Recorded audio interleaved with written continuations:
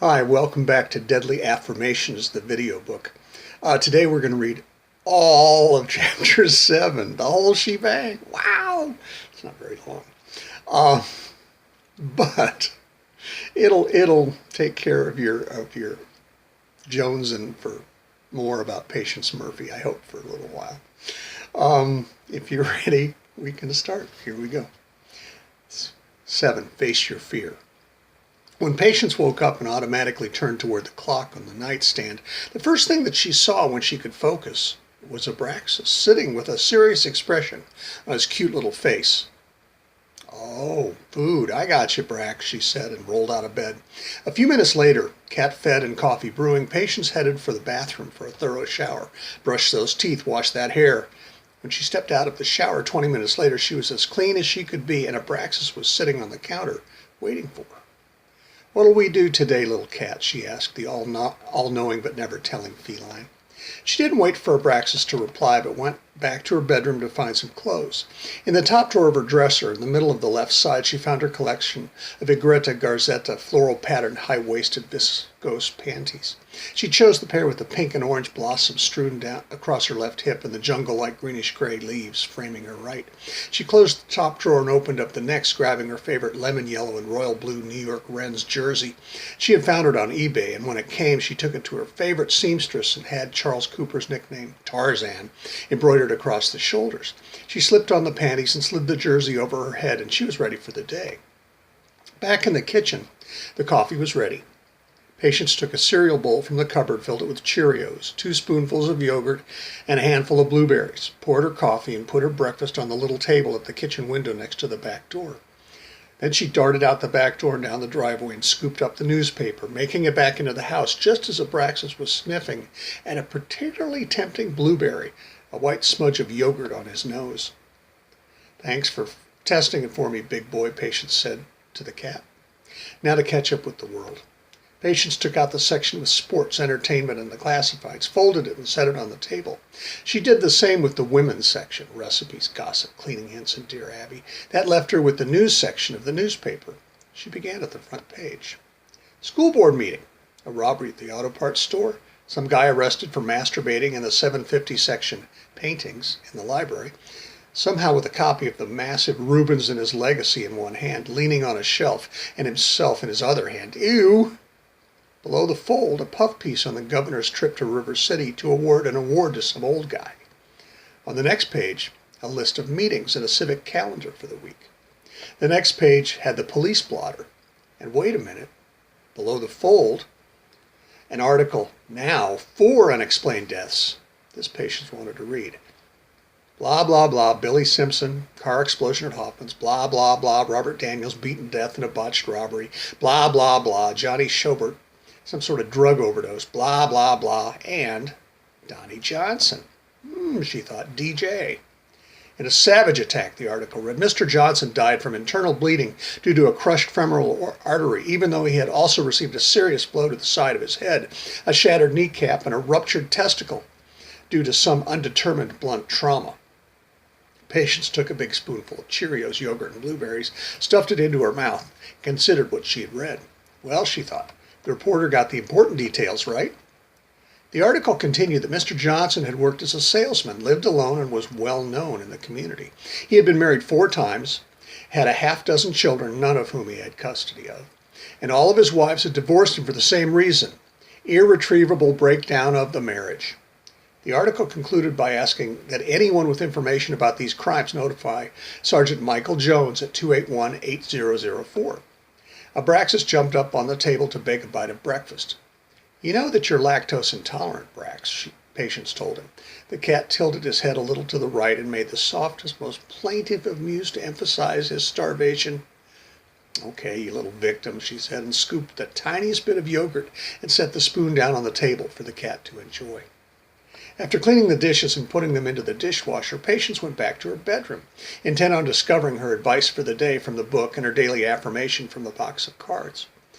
Patience sat on the edge of the bed and reached for the book. She opened the book to the beginning of the next chapter. Then she closed her eyes to allow the guidance to grow strong.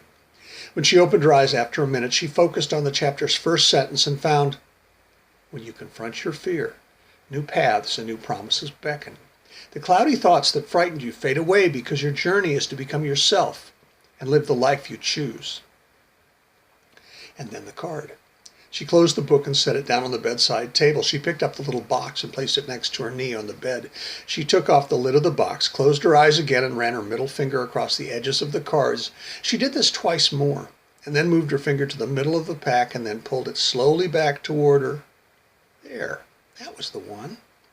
Patience opened her eyes and brought the card up to read. 12. I expect to be successful in all of my endeavors. Success is my natural state. And Patience made up her mind. First, she had to get dressed. She pulled off her jersey and panties and threw them onto the bed. Then she walked over to her closet, opened it, and reached down to the little two-drawer chest that she had crammed in there a few years ago. She bent to open the bottom drawer first and fished out her Sugoi RSE bib shorts and RS base layers shirt. From the top drawer, she selected her favorite botanical print jersey, a truly florid bedlam of flowers, ferns, and fleshy leaves.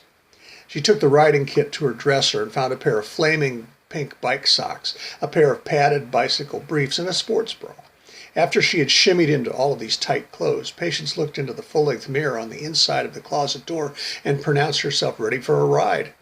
And in a peripheral aside to herself, freaking hot. From the shelf in the top of the closet, she took her bicycle helmet and cycling shoes. She scratched Abraxas behind one of his ears and said, "See you later, buddy." Then she grabbed the water bottle she kept in the fridge, locked up the house, and walked to her bike. Which one first? Let's start at the beginning, Patience, she told herself, and turned left toward the west when she reached the street. On her bike, Patience rode 3 sets, each of which steadily increased her heart rate. She assiduously checked her heart rate monitor when she rode, of about 5 minutes each, and just when she was about to start the 4th set, she saw the Hoffman's Market parking lot. Not much had changed since the day she'd gone shopping. Well, there was a large scorch mark on the cement in the second row over from the store's entrance, but nothing else marked that spot as anything more than a strangely discolored parking space.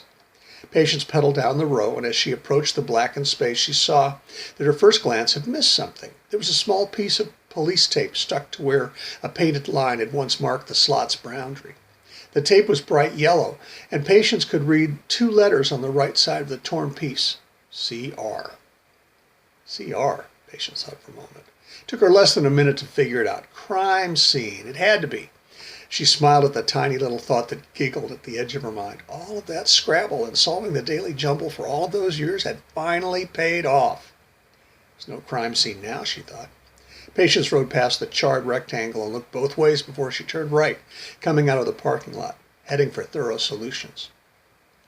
She only had enough time for one sprint before she reached TS Building and its parking lot.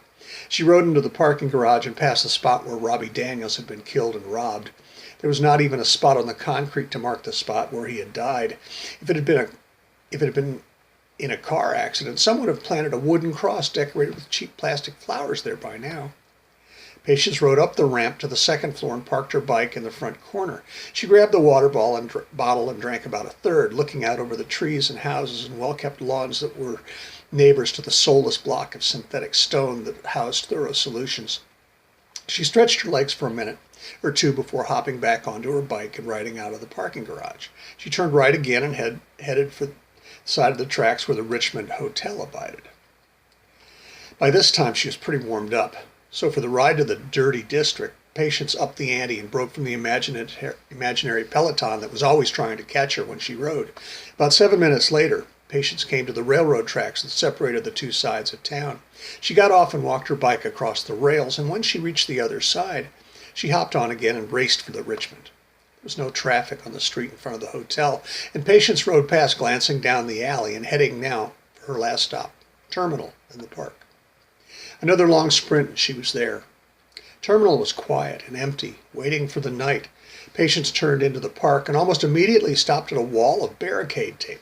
4 messages from the authorities, together writing a short story. Caution. Cuidado. Crime scene, do not cross.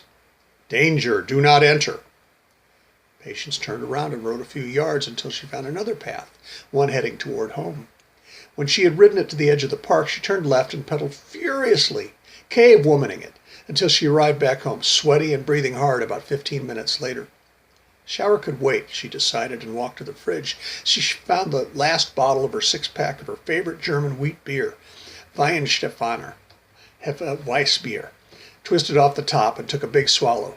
Beer, she thought. It's good for you after a ride, and this one tastes like a banana. Sweet. With another sip, Patience headed for the bathroom, setting down the bottle to strip off her cycling kit, and then taking the bottle into the shower where there was hot water and a friendly Hydrolux 24-function shower head. Her best friend so far had turned out to be Mr. Massage, Power Rain, Little Miss Stay Warm Mist, and strangely enough, she discovered, Pulse.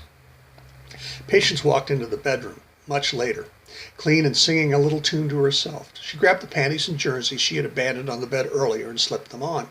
She walked into the living room to her desk and fired up her laptop. She checked into Facebook to see who was having a birthday, and in her notifications, almost unnoticed in the recipes and cat videos, was a post quoting one of Patience's favorite poems by her favorite wisecracker, Dorothy Parker.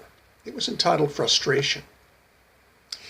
If I had a shiny gun, I could have a world of fun, speeding bullets through the brains of the folk who give me pains. Or had I some poison gas, I could make the moments pass, bumping off a number of people whom I do not love. But I have no lethal weapon, thus does fate our pleasures step on. So they still are quick and well, those who should be, by rights, in hell.